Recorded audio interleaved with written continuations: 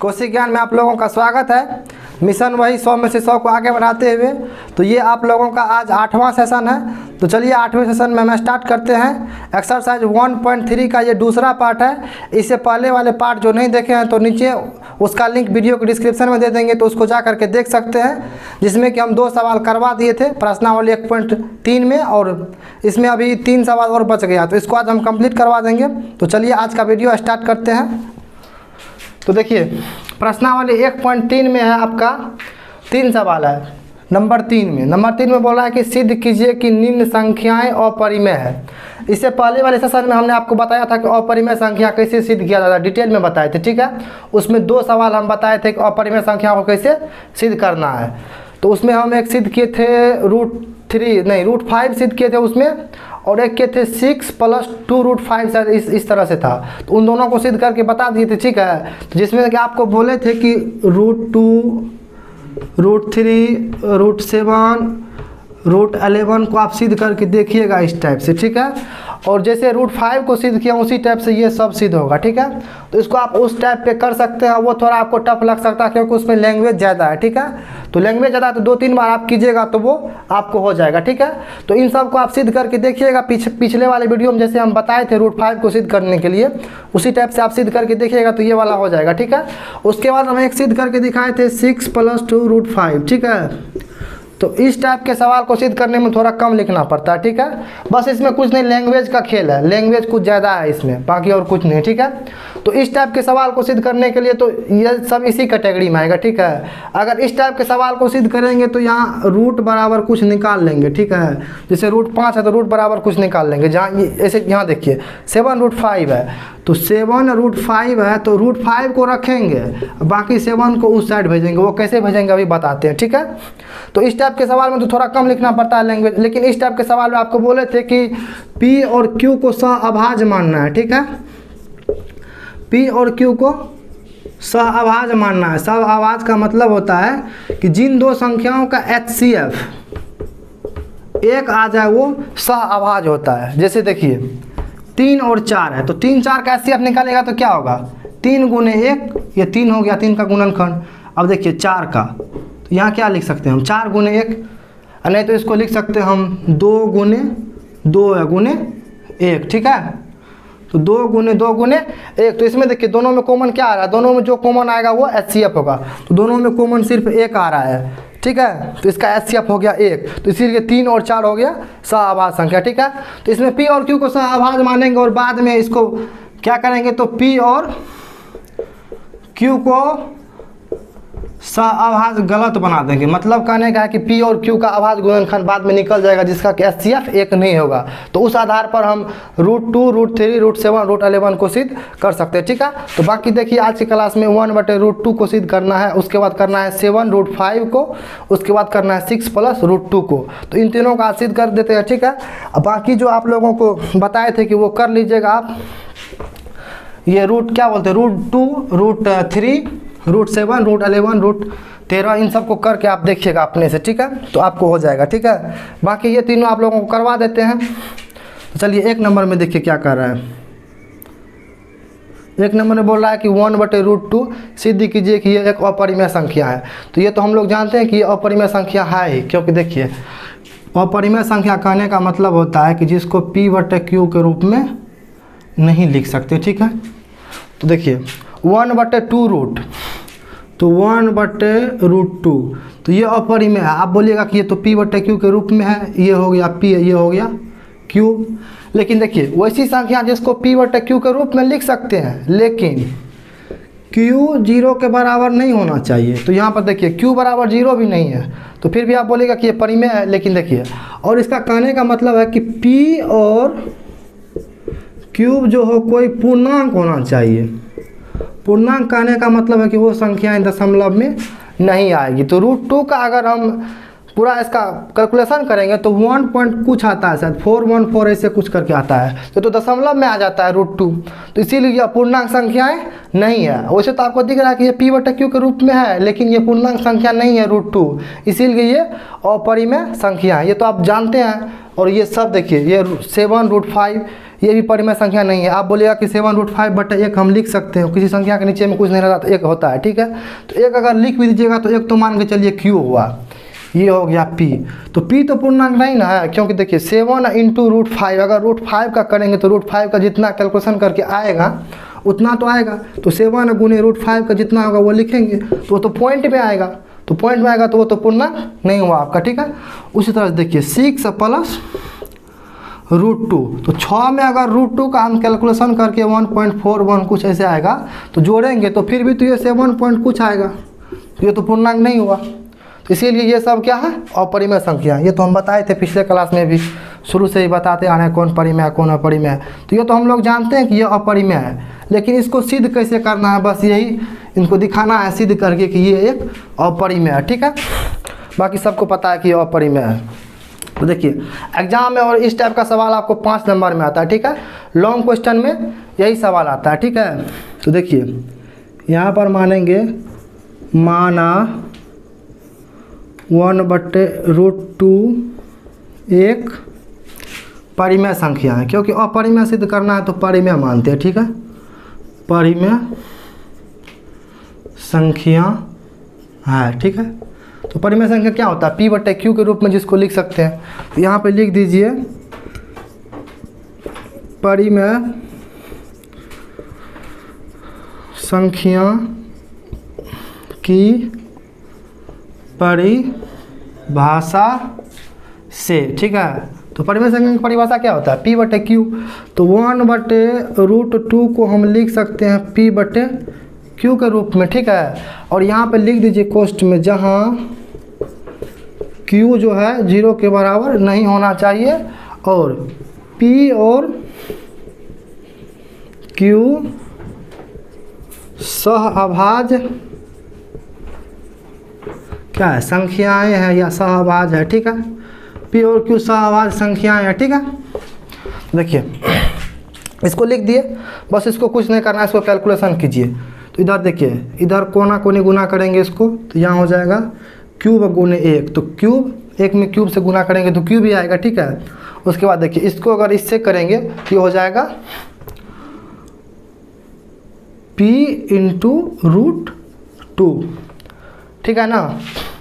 इसी तरीके से आएगा। तो अब देखिए यहाँ पर हम क्या करते हैं, इसको √2 को अलग कर लेते हैं। इस टाइप के सवाल में अगर जितना भी रहेगा रूट में, तो रूट में जो रहेगा उसको एक साइड कर लेंगे, बाकी को एक साइड कर देंगे, ठीक है। तो अब देखिए इसको हम लिख सकते हैं Q/P बराबर, यहाँ P देखिए गुना में है √2 के साथ, तो इस साइड अगर इसको भेजेंगे तो ये भाग में हो जाएगा। तो यहाँ हो जाएगा Q/P बराबर √2, ठीक है। यहाँ तक तो आपको दिक्कत नहीं आ रहा होगा, क्योंकि यहाँ तो कैलकुलेशन नॉर्मल है कि जो गुना में रहता है वो भाग में जाता है बराबर के इस साइड, ठीक है। तो अब देखिए इसको आप मान लीजिए समीकरण 1, ठीक है। तो अब देखिए परिमेय संख्या में वो होता है कि P/Q के रूप में जिसको लिख सकते हैं, और Q does not equal to 0 होना चाहिए, मतलब Q 0 के बराबर नहीं होना चाहिए। और एक कंडीशन होता है कि जहाँ P और Q पूर्णांक हो, क्योंकि हम आपको बताए थे परिमेय संख्या जिसको P/Q के रूप में लिखते हैं जहाँ P और Q पूर्णांक है। तो यहाँ पर लिखेंगे चूँकि P और Q क्या है, पूर्णांक है, ठीक है। P और Q पूर्णांक है, ठीक है। अब देखिए P और Q पूर्णांक है, तो यहाँ पर लिख सकते हैं कि इसीलिए P और Q परिमेय संख्या है, ठीक है। अगर P और Q पूर्णांक है तो P/Q तो परिमेय संख्या होगा, क्योंकि देखिए पूर्णांक संख्या में अगर किसी पूर्णांक संख्या से भाग देते हैं तो कल आपको बताए थे कि वो परिमेय संख्या आता है। देख लीजिए, अगर पूर्णांक संख्या को पूर्णांक संख्या से गुना करेंगे, पूर्णांक संख्या, ठीक है। तो पूर्णांक संख्या का अगर जोड़ करेंगे, घटाव करेंगे और गुना करेंगे तो ये क्या बनेगा, पूर्णांक ही बनेगा, ठीक है। यदि पूर्णांक संख्या का किसी दूसरे पूर्णांक संख्या से डिवाइड देंगे, मतलब भाग देंगे, तो ये क्या बन जाता है, परिमेय बन जाता है। ठीक है, परिमेय संख्या। ठीक है, ये कल भी बताया था आपको, तो इतना आप ये नोट कर सकते हैं साइड में। तो अब देखिए यहाँ पर तो तब P और Q हो गया परिमेय संख्या, क्योंकि Q पूर्णांक है और P पूर्णांक है, तो Q बटे P तो हो गया एक परिमेय संख्या। ठीक है, इस हिसाब से तो अब यहाँ पे लिखेंगे, चूँकि इसको समीकरण 1 मान लिया, इसको समीकरण 1। ठीक है, तो अब लिखेंगे चूँकि समीकरण 1 से, ठीक है, समीकरण 1 से P बटे Q क्या है, एक परिमेय संख्या है, लेकिन नहीं, आप लिखिए परिमेय संख्या है जो कि एक अपरिमेय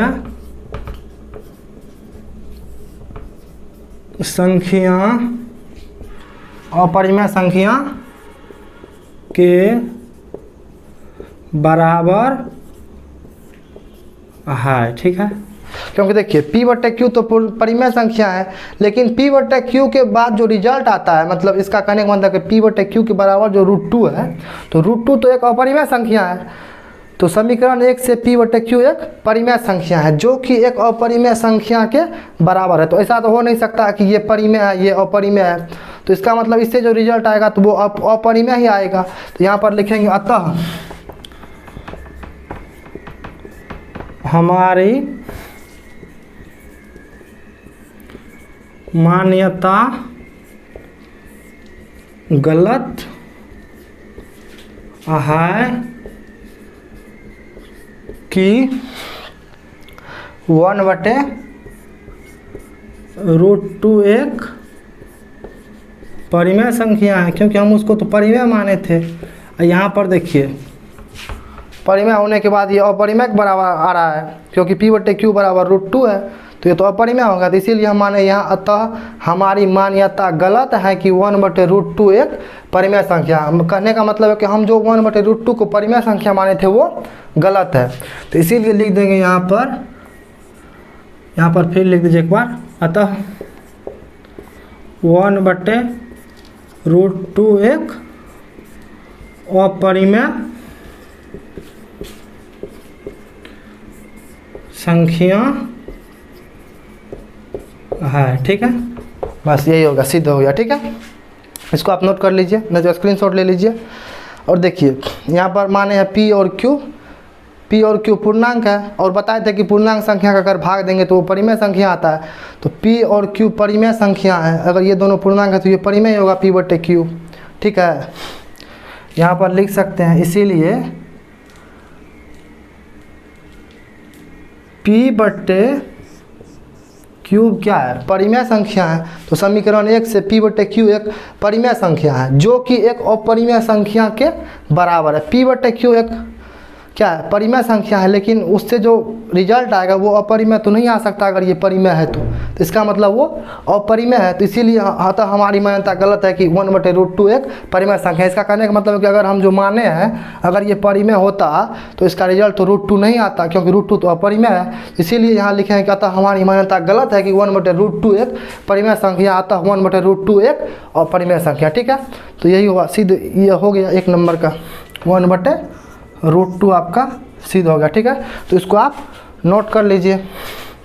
बाकी देखिए अगला है 7 × √5। ठीक है, तो 7 × √5 का कर देते, तब तक इसका आप स्क्रीनशॉट ले लीजिए, नहीं तो आप इसको नोट कर लीजिए अपने कॉपी में, नोटबुक में, जिसमें करना है। ठीक है, बाकी देखिए इसको अब मिटा रहे हैं।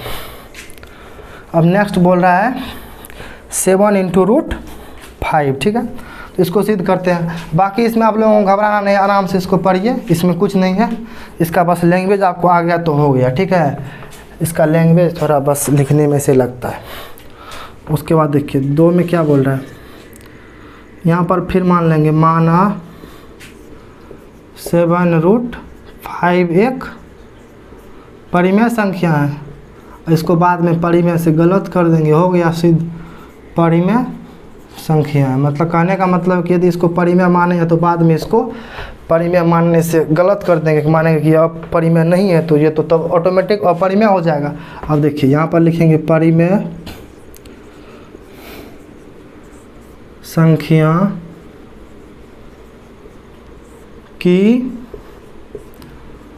परिभाषा से, परिमेय संख्या की परिभाषा होता है कि P/Q के रूप में संख्या को लिखते हैं कि नहीं, ठीक है। तो यहाँ पर लिखेंगे 7√5 बराबर P/Q है, ठीक है। इसको कैलकुलेट कीजिए, तो यहाँ पर हम लिख सकते हैं √5 बराबर, ये यहाँ पे गुना में है तो यहाँ पे भागा में चला जाएगा, तो यहाँ हो जाएगा P/Q × 7, ठीक है। तो ये हो गया √5 बराबर P/7 इसको आप समीकरण 1 मान लीजिए, ठीक है। इस टाइप के सवाल में रूट वाले को एक साइड कर लेंगे, बाकी उसके साथ जितना होगा उसको दूसरे साइड भेज देंगे, ठीक है। अब देखिए इसको थोड़ा छोटा करके लिखिए, यहाँ पर लिखेंगे P/Q, अब यहाँ पर लिखेंगे √5 बराबर, ये गुना में तो यहाँ गुना में तो यहाँ भागा में चलाएगा, तो यहाँ पर लिखेंगे P/7, इसको आप मान लीजिए समीकरण 1, ठीक है। ये हो गया आपका समीकरण 1, ठीक है। अब यहाँ पे लिखेंगे चूँकि P और Q क्या है, पूर्णांक संख्या है। अच्छा यहाँ पे लिख दीजिए जहाँ Q 0 के बराबर नहीं होना चाहिए और P और Q सहअभाज्य होना चाहिए, ठीक है। सहअभाज्य होना चाहिए, सहअभाज्य है लिख दीजिए, ठीक है। यहाँ पे सहअभाज्य नहीं भी लिखेगा तो काम चलेगा, लेकिन अगर सिंगल रहेगा √5, √3, √7, √11 तो इन सब को सहअभाज्य मान के ही करना पड़ेगा, ठीक है। बाद में क्योंकि उसको सहअभाज्य ही घोषित नहीं करते तो इसीलिए वो होता है, ठीक है। तो वो वाले में सहअभाज्य तो लिखना जरूरी है, इसमें सहअभाज्य नहीं भी लिखेगा तो काम चलेगा, लेकिन आप चाहे तो यहाँ पर लिख सकते हैं जहाँ Q does not equal to 0 और P और Q सहअभाज्य है, ठीक है। अब देखिए यहाँ पर देखिए P और Q पूर्णांक संख्याएँ हैं, ठीक है। तो P और Q तो पूर्णांक संख्या होगा ही, क्योंकि यहाँ पर लिखे हैं कि परिमेय संख्या की परिभाषा, तो परिमेय संख्या में वैसा वही होता है कि जिसको P/Q के रूप में लिख सकते हैं और Q 0 के बराबर नहीं होना चाहिए और P और Q पूर्णांक होना चाहिए। तो वही बात यहाँ पे लिखे हैं कि P और Q पूर्णांक संख्या है, ठीक है। इसीलिए यहाँ पर लिखिए, अब इसीलिए इसको इसीलिए का निशान बोलते हैं, इसको चुकी का बोलते हैं, ठीक है। जिसमें 2 बिंदा ऊपर और 1 बिंदा नीचे रहता है उसको चुकी बोलते हैं, और जिसमें 1 बिंदा ऊपर और 2 बिंदा नीचे रहता है उसको इसलिए बोलते हैं, ठीक है। तो इसीलिए अगर 7³ एक पूर्णांक, अगर क्यूब एक पूर्णांक है तो 7³ भी एक पूर्णांक होगा। मान के चलिए 3 एक पूर्णांक है तो 3 के साथ में अगर 7 से गुना करेंगे तो 21 हुआ, तो 21 क्या पूर्णांक नहीं होगा। तो इसीलिए यहाँ पर लिखेंगे 7³ भी एक पूर्णांक होगा, ठीक है। यहाँ तक तो आप समझ गए होंगे। अब बाकी देखिए, अब यहाँ पर लिख दीजिए समीकरण, नहीं यहाँ पे एक लाइन और लिखिए, इसीलिए नहीं तो लिख दीजिए चूँकि P/7³ एक परिमेय संख्या है, क्योंकि आपको बोले थे कि पूर्णांक संख्या में अगर पूर्णांक संख्या से डिवाइड देंगे तो वो परिमेय संख्या होता है, ठीक है। तो यहाँ पर लिखें चूँकि P/7³ ये जो है P/7³ एक परिमेय संख्या है, ठीक है। यहाँ तक तो कोई दिक्कत नहीं आपको, ये एक परिमेय संख्या है। तो अब यहाँ पर लिख दीजिए समीकरण 1 से, ठीक है। तो समीकरण 1 से देखिए P/7³ तो समीकरण 1 से P/7³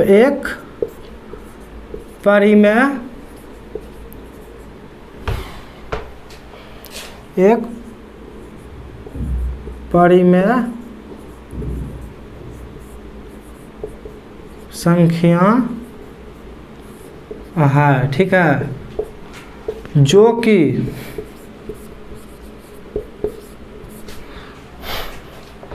एक अपरिमेय संख्या के बराबर, जो कि एक अपरिमेय, जो कि एक अपरिमेय संख्या के बराबर है। ठीक है, यहाँ पर देखिए p/7q को तो हम परिमेय माने हैं, लेकिन p/7q से जो रिजल्ट आता है वो तो √5 आता है। तो √5 तो एक अपरिमेय संख्या, तो ऐसा नहीं होता कि परिमेय संख्या से अगर कैलकुलेट करेंगे तो वो अपरिमेय आएगा। ठीक है, तो इसीलिए लिखे हैं कि जो कि एक अपरिमेय संख्या के बराबर है, क्योंकि p/7q को अगर कैलकुलेट करेंगे तो अगर परिमेय संख्या को कैलकुलेट करेंगे तो परिमेय के बराबर ही आएगा, वो अपरिमेय संख्या के बराबर नहीं आएगा। जैसे देख लीजिए क्या दिखेगा यहाँ पे, p/7 है, तो इसको अगर कैलकुलेट करके कुछ लिखिएगा, मान के चलिए 4/2 है। ठीक है, तो 4/2 को अगर कैलकुलेट कीजिएगा तो कितना होगा, 2 ही होगा ना। तो 2 क्या है, एक परिमेय संख्या है ना, क्योंकि 2 तो पूर्णांक है, 2/1 हम लिख सकते हैं। तो ये हो गया p, ये हो गया q, तो ये तो परिमेय होगा। तो इसीलिए यहाँ पर लिखे हैं कि p/7 एक परिमेय संख्या है जो कि एक अपरिमेय संख्या के बराबर है। ये तो गलत है ना, क्योंकि अगर परिमेय माने हैं तो वो तो अपरिमेय के बराबर नहीं आएगा, लेकिन इस समीकरण में तो √5 एक अपरिमेय है। तो इसीलिए हम नीचे में लिखेंगे, इसीलिए हमारी मान्यता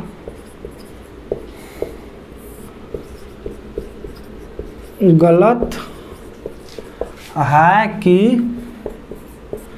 कितना था, 7√5 एक परिमेय संख्या है, क्योंकि हम इसको तो परिमेय मान लिए थे, तो अब गलत साबित हो रहा है, इसीलिए लिख दिया यहाँ। तो हमारी मान्यता गलत है कि इतना एक 7√5 एक परिमेय संख्या। यहाँ इसीलिए एक जगह पर आप अतः भी लिख सकते हैं, अच्छा रहेगा आपको लैंग्वेज।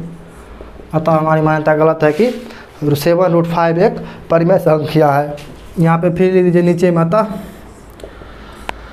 7√5 एक क्या है, अपरिमेय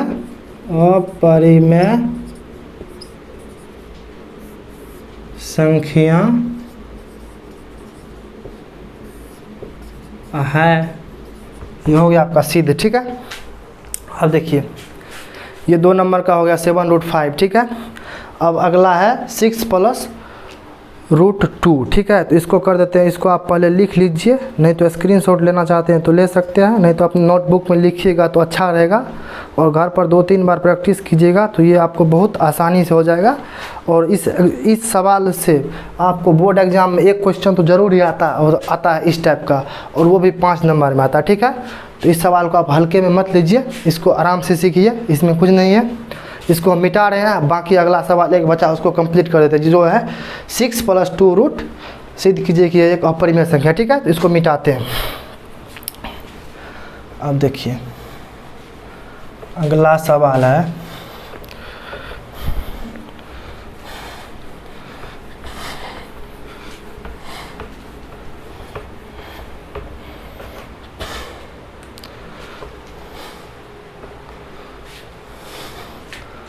अगला सवाल है 3 नंबर का। ठीक है, यहाँ पर लिख दीजिए हल नहीं भी लिखिएगा तो कोई दिक्कत नहीं, हल लिख दीजिए, अच्छा रहता है। ठीक है, यहाँ पर लिखिए, माना 6 + √2 एक क्या है, परिमेय संख्या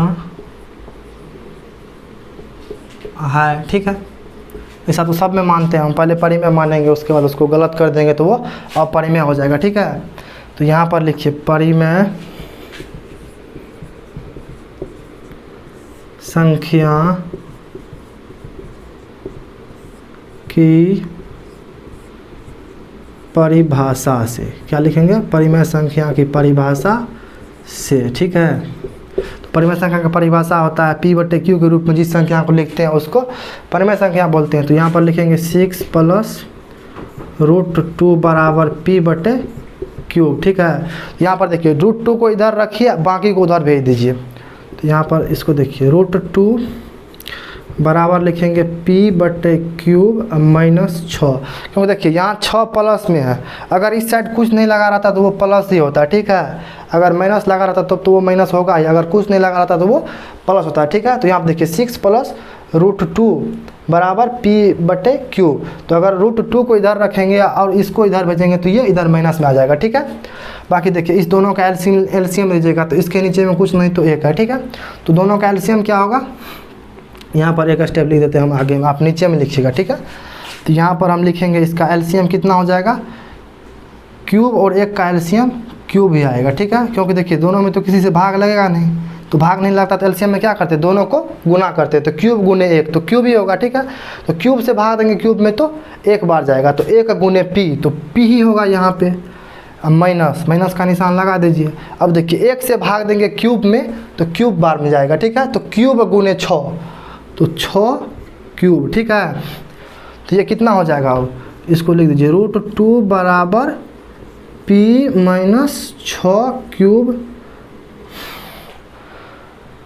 6 क्यूब अब बट्टे क्यूब, ठीक है। यहाँ तक ठीक है। p इसको इधर भेजे तो माइनस में हो गया तो -6, इसका एलसीएम ले तो क्यूब, अब p - 6 क्यूब बराबर बट्टे क्यूब, ठीक है। यहाँ तक इसको आप मान लीजिए समीकरण 1, ठीक है। ये हो गया आपका समीकरण 1, ठीक है। इसी से अब सिद्ध हो जाएगा, ठीक है। तो अगर परिमेय संख्या माने तो यहाँ पर p और q तो पूर्णांक होगा, तो यहाँ पर लिखेंगे चूँकि p और q पूर्णांक है, ठीक है। और यहाँ पे अगर परिमेय माने तो यहाँ पर लिख दीजिए q does not equal to 0, जहाँ p और q सहअभाज्य है, ठीक है, सहअभाज्य है, ठीक है। इतना आप लिख दीजिए तो अच्छा रहता है, ठीक है। तो यहाँ पर लिख दिया p और q, क्योंकि परिमेय संख्या में होता है जिसको p/q के रूप में लिख सकते हैं, जहाँ पर q 0 के बराबर नहीं होना चाहिए और p और q पूर्णांक संख्या होना चाहिए, तो वही हुआ सहअभाज्य, पूर्णांक संख्या ही होता है, ठीक है। अब देखिए p और q पूर्णांक है, ठीक है। उसके बाद यहाँ पर लिखेंगे p और q पूर्णांक है, तो यहाँ पर देखिए तो इसीलिए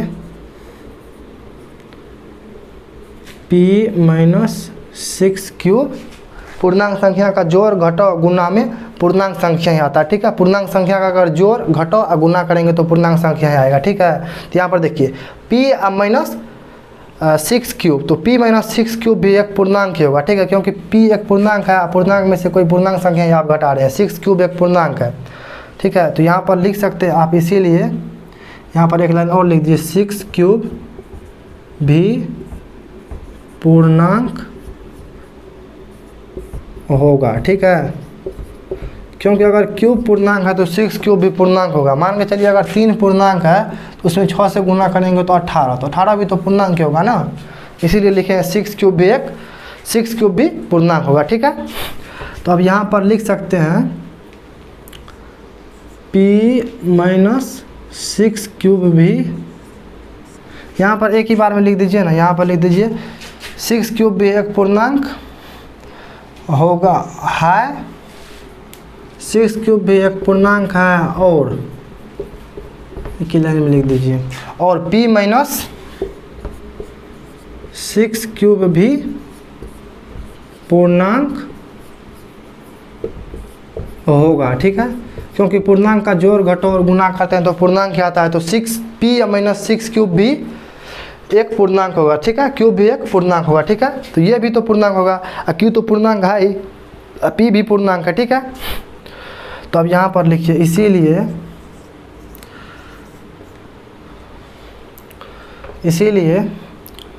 p - 6 क्यूब बट्टे क्यूब एक क्या होगा, परिमेय संख्या है। क्योंकि आपको बोले थे कि पूर्णांक संख्या में अगर पूर्णांक संख्या से भाग देंगे तो वो परिमेय आएगा, ठीक है। एक परिमेय संख्या, ठीक है। तो यहाँ पर लिख दीजिए अब समीकरण 1 से यहाँ पर लिख दीजिए p-6³ बराबर √2, ठीक है। नहीं तो आप इधर लिख सकते हैं समीकरण 1 से p-6³ बराबर √2, जो कि एक अपरिमेय संख्या के बराबर है, जो कि एक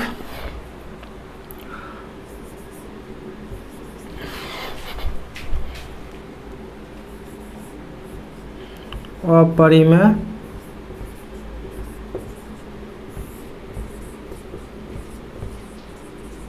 संख्या के बराबर है, ठीक है।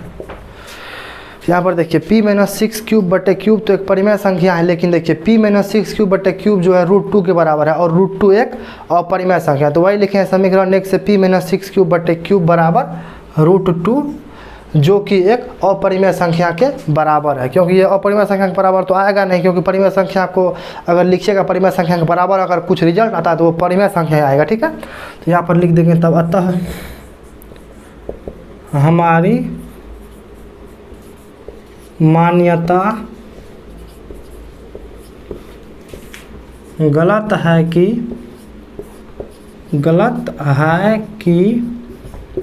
कितना को माने थे परिमेय 6 प्लस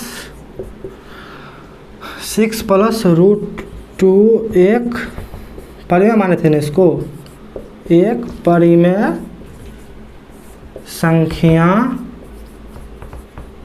है, क्योंकि हमारी मान्यता तो अब गलत है, क्योंकि वो तो अपरिमेय के बराबर है। समीकरण 1 से पता लग रहा है कि p-6³ जो है √2 के बराबर है, जो कि एक अपरिमेय संख्या है। तो इसीलिए अब नीचे हम लिख देंगे अतः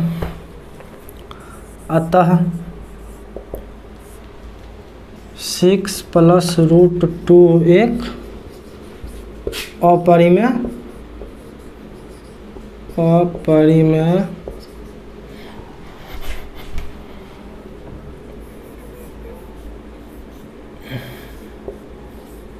यहाँ पर अपरिमेय है, ठीक है।